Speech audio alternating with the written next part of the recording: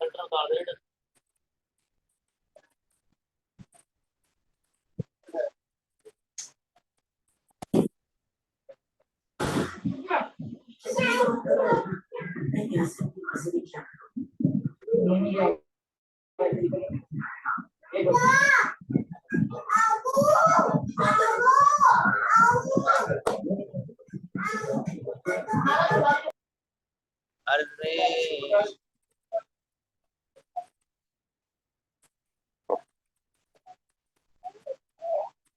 चलो मंगलाचरण कर लेते हैं अपन।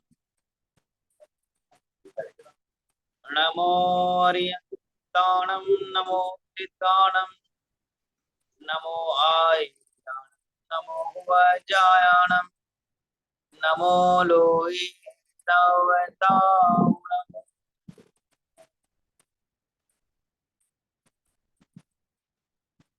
देवादेवी कच्चारट श्री अजितनाथ भगवान की जय हो। देवादेवी कच्चारट श्री शांतिनाथ भगवान की जय हो। द्वादशा जिन्वाणी माता की जय हो।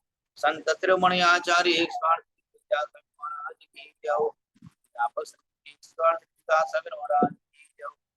समस्त संगत की जय हो। सब लोग जुड़ गए क्या?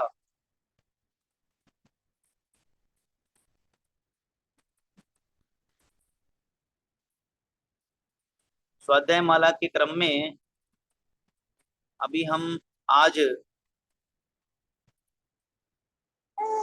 भाग 2 के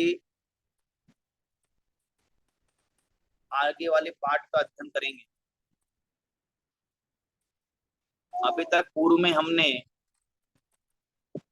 जो भगवान श्री राम बने हैं उनके बारे में जानकारी प्राप्त करी कि वो कैसे भगवान बने, सीता और उनके कौन कौन से गणधर थे, कौन कौन से उन्होंने गुरुओं से दीक्षा ग्रहण करी, इन सब की चर्चा अपन ने सर्वज्ञ देव राम इसमें किया था।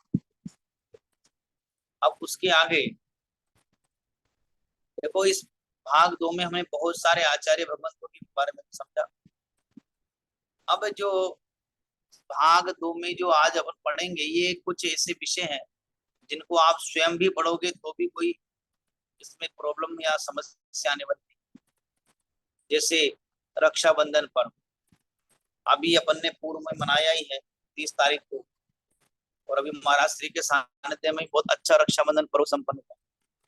700 श्रीफल के माध्यम से 700 अकंपना आचार्य आदि 700 मुनिराजों की आराधना करते। चलिए आज रक्षाबंधन पर्व के बारे में थोड़ा सा जानकारी प्राप्त करते हैं। अभी हम बना के तो आए हैं, फिर भी थोड़ा सा पढ़ते हैं इसके बारे में।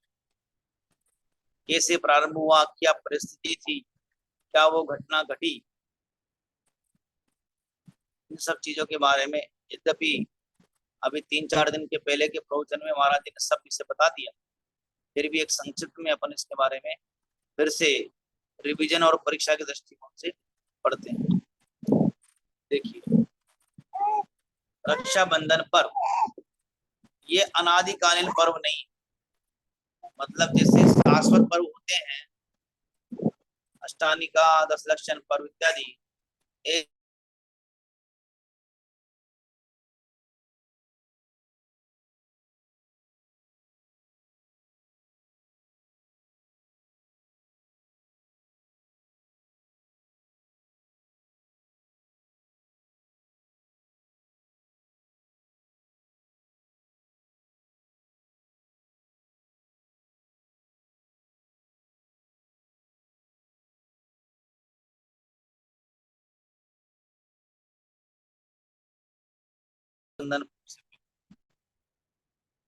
अक्षय तृतीया पर्व जो है उसके बारे में अपन कल चर्चा कर लेंगे। आज रक्षाबंधन की भूमिका बनाई है, इसके बारे में पढ़ते हैं। जैन धर्म के 18वें तीर्थंकर श्री भगवान अरनाथ के तीर्थंकर काल में मालवा में उज्जैनी नगरी के राजा श्री वर्मा और श्री अकंपनाचार्य उनके 700 शिष्यों के संग सहित आगमन का समाचार सुनकर उनके दर्शन हेतु उनकी पटरानी श्रीमती एवं चारों मंत्री बलि, नमुची, बृहस्पति, प्रहलाद सहित उपवन में पधारे। प्राचीन काल में आपने देखा होगा, पड़ी होगी, पहले हुआ करता था, जब कोई जंगल से मुनिराज आया करते हैं तो उस समय यही घटना घटित होती है कि वो महाराज श्री वगैरह की सूचना सुनकर के उस समय के जो राजा मंत्री इत्यादि प्रजा होती थी वो महाराज जी के दर्शन करने इत्यादि चले जाती।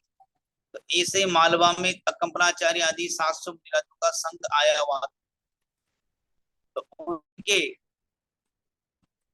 दर्शन के लिए उस वहां के राजा रानी और उनके 4 मंत्री, जिनका नाम याद रखना है आपको, इन चारों मंत्रियों का नाम आ सकता है।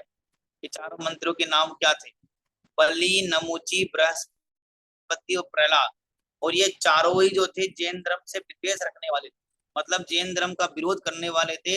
राजा तो जैन धर्म को मानने वाला था, पत्नी भी जैन धर्म को मानने वाली थी, अनुयायी थी, परंतु ये चारों जो इनके मंत्री थे, प्रमुख 4 मंत्री थे, ये जैन धर्म के विरोधी थे। अब देखो, जब आपकी कैबिनेट अगर आप किसी का विरोध करे तो राजा भी जरा चलती नहीं है, बार बार उसको भिड़ा करके राजा को उल्टी सीधी बातें कर करके अपना कार्य सिद्धि करना। तो आचार्य श्री ने अपने अवधि ज्ञान से उन चारों मंत्रियों की मिथ्यात्वी अभिमानी द्वेषी जानकर अपने शिष्यों को वाद विवाद न करने की आज्ञा दी। आचार्य कौन होते हैं? आचार्यों का काम यही है कि पूरे संघ को निर्विघ्न रूप से चलाना, कुशल प्रशासक। अगर किसी कोई समस्या आपदा संकट आती है तो आचार्य जो बनते हैं उनकी जिम्मेदारी होती है कि उस संकट से कैसे निपटाया जाए। आचार्यों को राजनीति का भी ज्ञान होता है, धर्म नीति का भी ज्ञान होता है, आयुर्विज्ञान का भी ज्ञान होता है, हर क्षेत्र का ज्ञान होता है, ताकि वह अपने संघ को अच्छे तरीके से चला सके। तो ऐसे आचार्य कंपनाचार्य जो थे वो तो अवधि ज्ञानी मुनिराज है, तो उनको ज्ञान हो गया। जैसे वो चारों मंत्री लोग वहां पास मान लगे कि ये जो चारों मंत्रियों के मन में, अथवा चारों मंत्री जो है वो गलत उद्देश्य से यहाँ पर आए हैं, इसलिए अपने और उन्होंने ये भी कह दिया कि हम उनका कुछ प्रतिकार नहीं करेंगे, केवल मौन रहेंगे।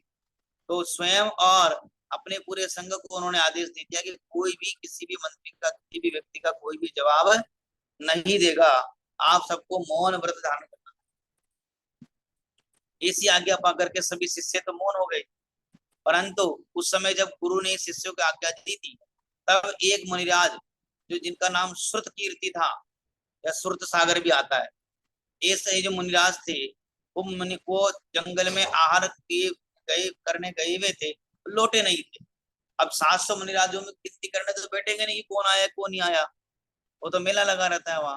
तो उन्होंने देख सामूहिक रूप से कह दिया, देख वो आए ही नहीं, तो उनको यह आज्ञा पता नहीं थी कि भाई इनसे वाद विवाद करना, तो ये घटना ऐसी घटित हुई, तो उन्होंने ये आज्ञा सुनी नहीं थी। अब जब ध्यान आरूढ़ सभी मुनियों का नमस्कार करते हुए सम्राट श्री वर्मा मंत्रियों से वापस आ गए। अब वहां पर थोड़ी देर बैठे रहे, विचार करने लगे कि चलो अब महाराज अपना मुंह खोलेंगे अब, लेकिन महाराज तो जानबूझ करके चुपचाप बैठे थे, वगैरह सब।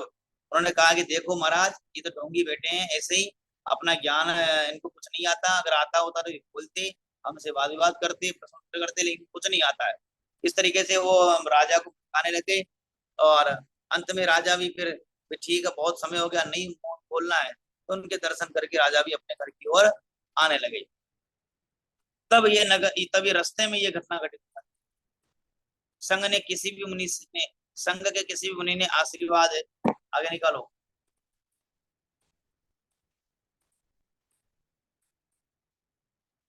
संघ के जो किसी भी मुनि ने आशीर्वाद दिया, और कोई मतलब कुल मिलाकर कोई बात नहीं करी, क्योंकि पहले से ही उन पर क्या था, पहले से ही उन पर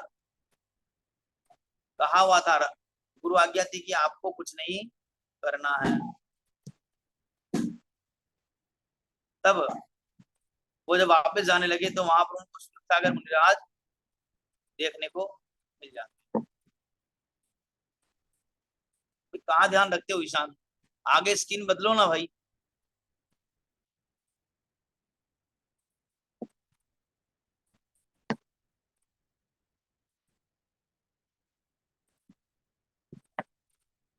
उन्होंने ये आज्ञा नहीं सुनी थी। ध्यानारूढ़ सभी मुनियों को नमस्कार करते हुए सम्राट श्री वर्मा मंत्रियों से वापस आ गए थे। संघ के किसी भी मुनि ने आशीर्वाद नहीं दिया। रास्ते में मंत्री बोले कि राजन, ये मुनि तो पत्थर के खंबे के समान है, न ये बोलते हैं न इसमें कुछ विद्या है।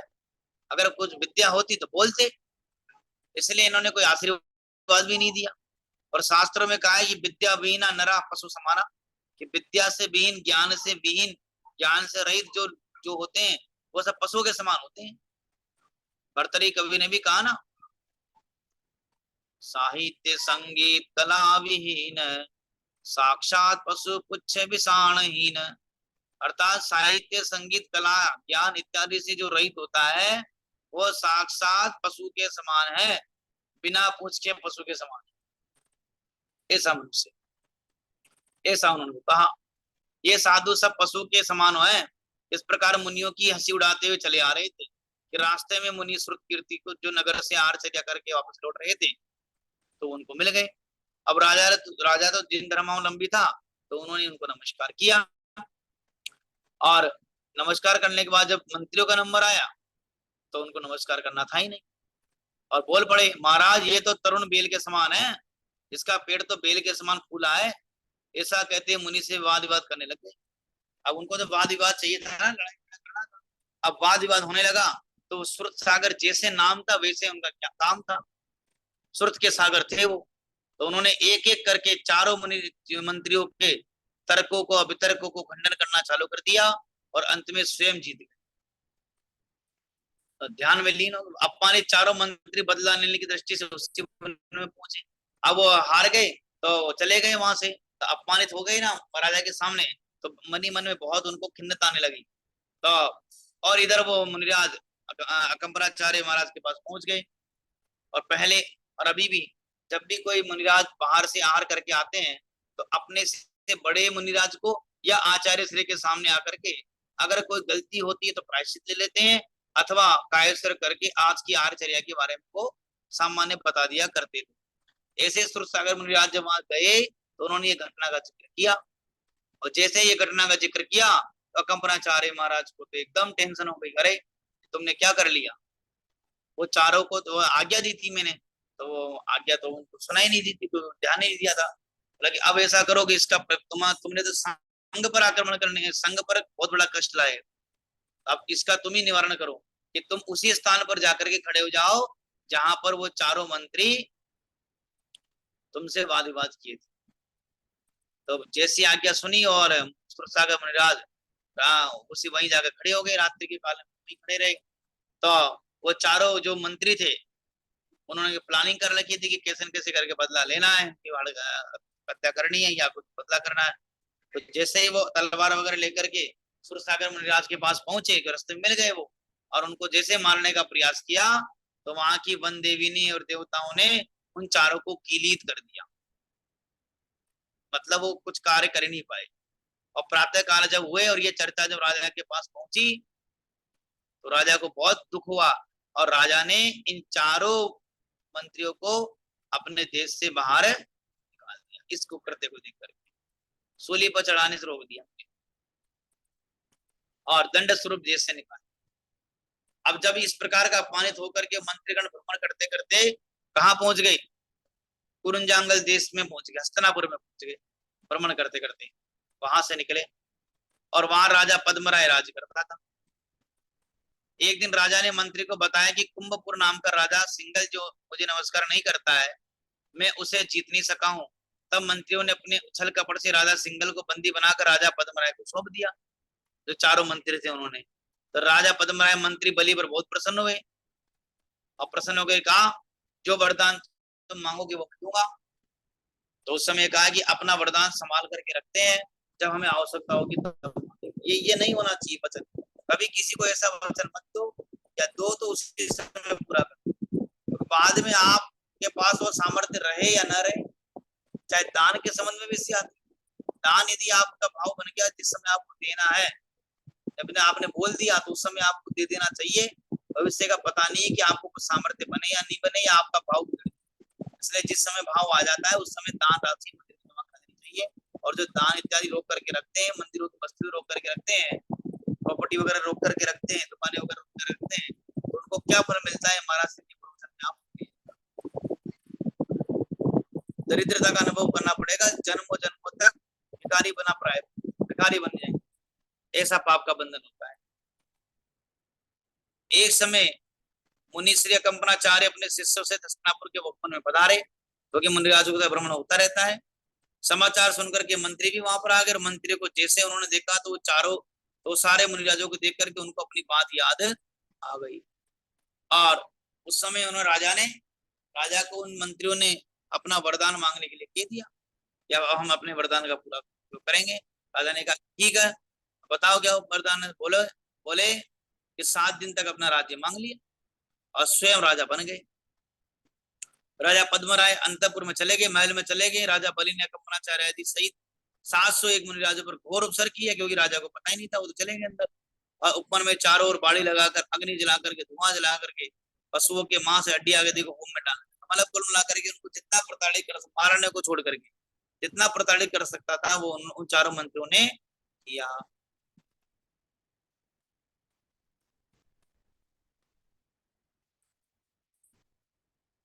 अपमानित मंत्रीगण फिर उसके बाद में क्या हुआ? दुर्गंधित वायु से ध्यानस्थ मुनियों के नाक गला रुंधने लगे, शरीर झुलसने लगा, उपसर्ग जाकर मुनियों ने समाधि में ध्यान करने लगे। उस समय मिथिलापुर में ध्यानस्थ मुनि सागर तप कर रहे थे। उन्होंने अपनी अवधि ज्ञान से जाना कि श्रवण नक्षत्र में तारा कंपायमान हो रहा है, मतलब मुनियों पर घोर उपसर्ग हो रहा है। देखो ये सगुन है, ये ज्योतिष का ज्ञान है। ये श्रवण नक्षत्र चल रहा हो और उसमें तारा कंपायमान हो रहा है, मतलब धर्म पर कोई आंच आने वाली, या धर्मावलंबियों पर कोई आंच आने वाली। तब उन्होंने अपने निकट बैठे क्षुल्लक श्री पुष्पदंत को धरणी भूषण पर्वत पर ध्यानस्थ मुनि श्री विष्णु कुमार के पास रक्षा के लिए भेजा, और विष्णु कुमार मुनि को विक्रिया रीति उत्पन्न हुई थी, और उस विक्रिया के आधार से उन्होंने आगे काम। समझ में तो आ रहा होगा आपको। यह समाचार सुनकर के विष्णु कुमार मुनि ने अपनी विक्रिया रीति के बल से छोटे ब्रह्मचारी छोटा वेश धारण कर लिया, क्योंकि उनकी विक्रिया रीति ऐसी थी कि अगर वो हाथ फैलाए तो 2.5 दीप तक पहुंच जाए, ऐसी रीति उनकी प्राप्त हुई। भिक्षाएं तो राजा बलि के दरबार पहुंच गए। बटुक ब्रह्मचारी को देखकर राजा उपवास करो, बोला कि जो मांगना है मांग ले। आज बटुक ब्रह्मचारी ने 3 बक प्रति मांग ली। सब हंसने लगे कि छोटा सा आदमी 3 बक प्रति मांगा है। परंतु तथास्तु कहने के बाद जैसे उनके ठीक है तो हम तुम्हें वचन देते हैं। विष्णुकरा ने अपना पहला पग बढ़ाया तो सुमेरु पर्वत पे जा मारा। कहाँ पहुंच गया पहला पर्वत? सुमेरु पर्वत पर। दूसरा मानसोत्तर पर्वत पर। अब ब्रह्मांड में जमीन शेष ही नहीं बची जहां पर तीसरा पद रखा जाए। तब बलि से कहा कि एक पद जमीन और चाहिए। तब राजा बोला, बलि बोला कि मेरी पीठ पर अपना तीसरा पद रखिए। तीसरा फिर उसकी पीठ पर रखा तो उसका विमान चूर हो गया। मुनि ने अपना वास्तविक रूप प्रकट कर लिया। मुनि संघ का अवसर दूर कराया। राजा पद्मनाभ को राजा दिलाया, राज्य पद दिलाया। राजा बलि को उस दुष्कृत्य के लिए दंड देना चाहिए। यह समाचार सुनकर के आचार्य श्री ने कहा कि हे राजन, इन्हें क्षमा कर दो, क्योंकि बेर जो है बहुत दुख का कारण है, वो दया धर्म का।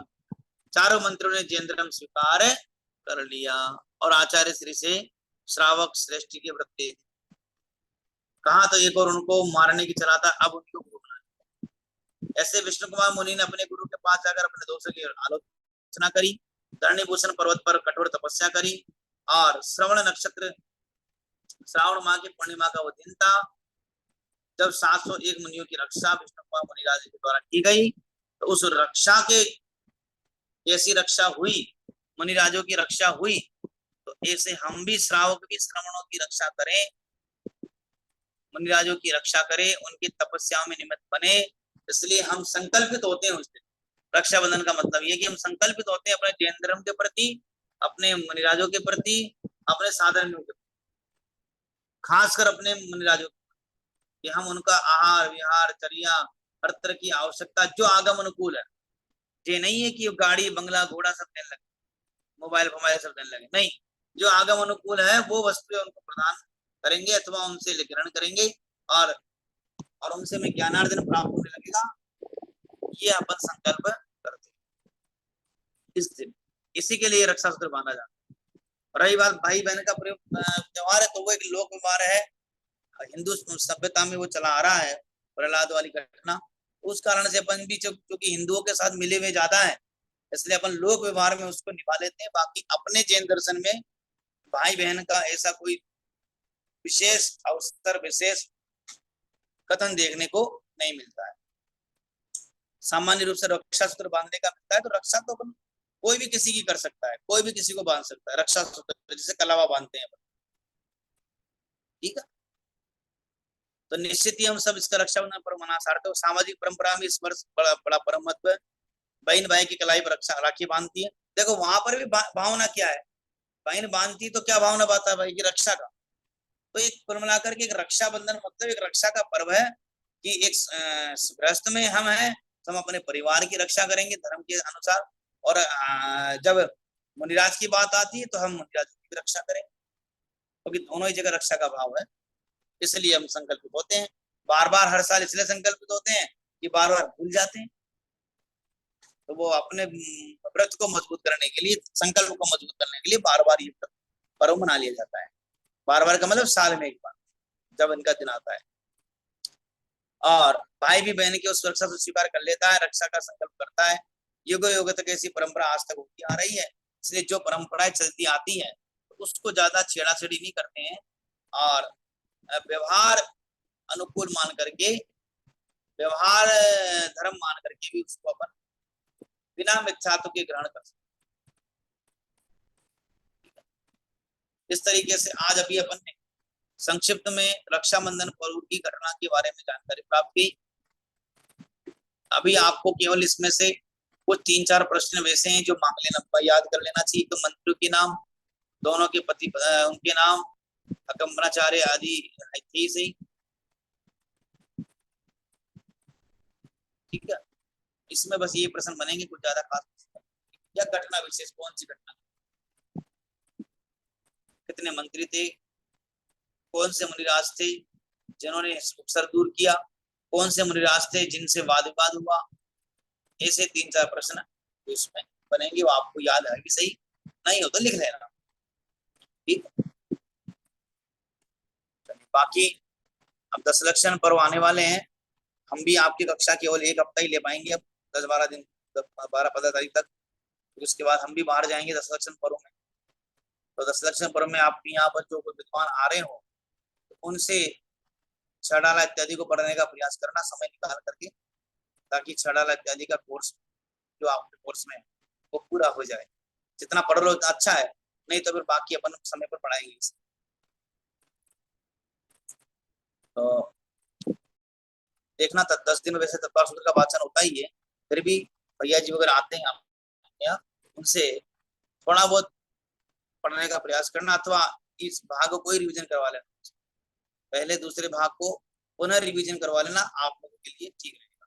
बाकी फिर जो आपको जो पढ़ना है पढ़ लीजिए।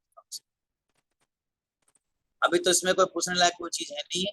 पुराना कोई प्रश्न किसी को हो तो पूछिए। तो कोई बात नहीं, अपन जिनवान स्तुति करते हैं। 8:30 बज चुके हैं।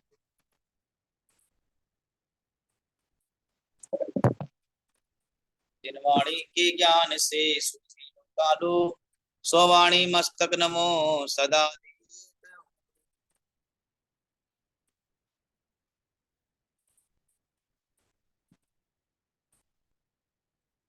मंगल में होए मंगल, मंगल होए जगत में, सब मंगल में होए।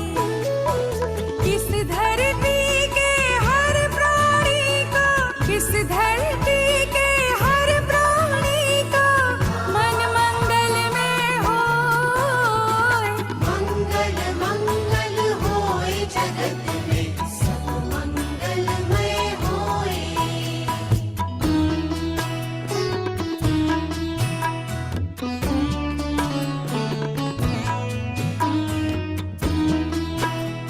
हेलो नानू।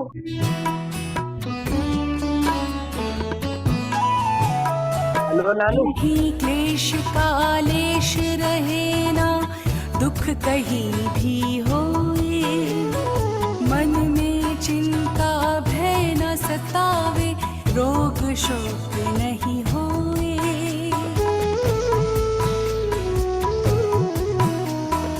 नहीं बैर अभिमान हो मन में, क्षोभ कभी नहीं होए।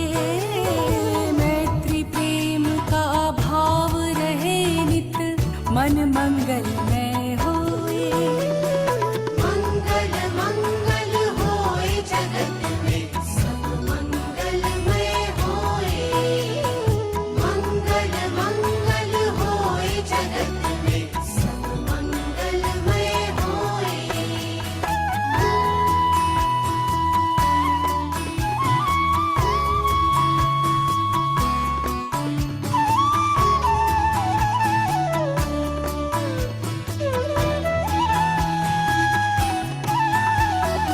मन का सब संताप मिटे अरु अंतर उज्ज्वल होए। राग द्वेष और मोह मिट जाए, आत्म निर्मल होए।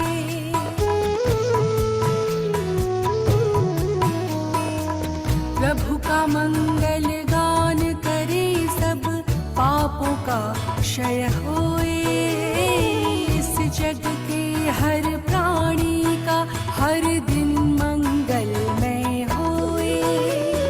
मंगल मंगल होए जगत में, सब मंगलमय होए। मंगल मंगल होए जगत में, सब मंगलमय होए।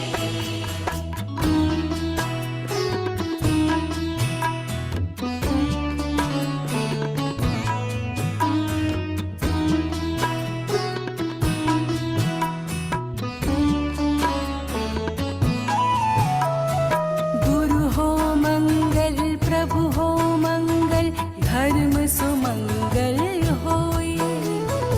मात पिता का जीवन मंगल, परिजन मंगल होए। ओ, जन का मंगल, गण का मंगल, मन का मंगल होए। राजा प्रजा सभी का मंगल, धरा धर्म में होए। मंगल मंगल होए जगत में, सब मंगलमय होए। मंगल मंगल होए जगत में, सब मंगलमय होए।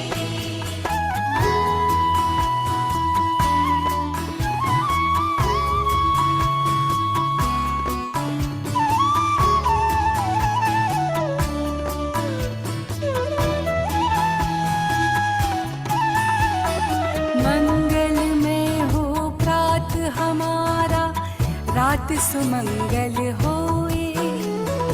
जीवन के हर पल हर क्षण की बात सुमंगल होए।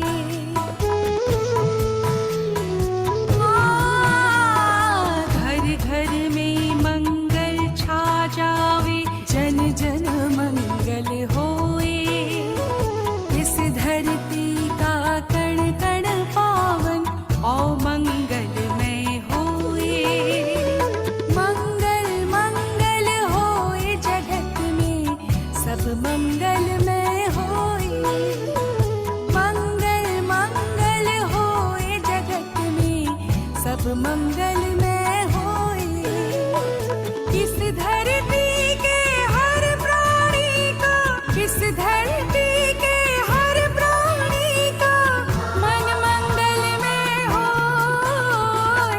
मंगल मंगल होए जगत में, सब मंगलमय होए। मंगल मंगल होए जगत में, सब मंगलमय होए। मंगल मंगल होए जगत में, सब मंगल